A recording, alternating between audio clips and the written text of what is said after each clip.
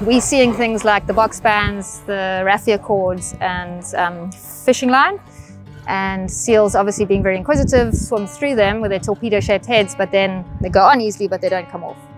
And then they just start cutting and cutting as the animal moves around, as the animal swims, and really just cuts their throats. Just a very long, horrible way to die. 2007, the aquarium started getting more and more involved because we started seeing more and more animals really right outside the building.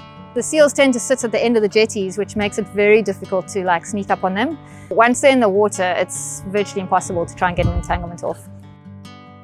And then we realized that actually, if you're in the water and you come up from underneath the jetties, we can actually often cut the band off without the seal even waking up. And it's been incredibly successful. We built this platform in the end with the high areas, and then we've also subsequently started a marine wildlife management program with the Waterfront, the V&A Waterfront, which assists both of us really and the seals, being able to get the seals to an area where we can help them.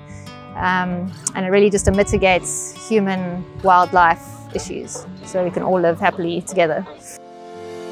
So my main research focus is bioacoustics, so I'm really interested in animal communication and how animals are using sound in their day-to-day lives, and also how animals are affected by sound made by humans. And because of that, we go out into the marine environment and working at the seal colonies in Namibia and now more so in South Africa, we've been seeing animals that are entangled in human plastics, and particularly fishing line, fishing net, packaging straps, plastic bags and things like that. The Two Oceans are brilliant because they've been helping to facilitate our research. The Two Oceans guys have been monitoring the entanglements and obviously doing a lot of active disentanglement in association with the Oceans and Coast.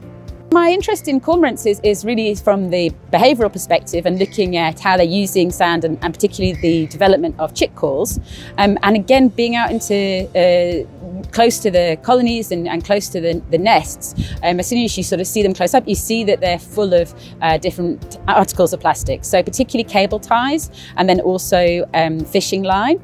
And we know from colleagues at Sandcob that actually the chicks actually get entangled in those straight off the bat. So basically they hatch and then they can actually get killed straight away by getting entangled in fishing line.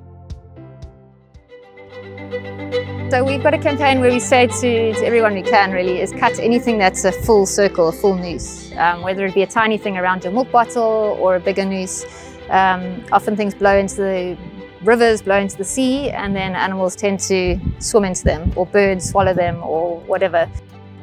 Our role is really just to highlight currently and to also, from the scientific perspective, document that scientifically, and then that will feed in hopefully to changes in policy in the future.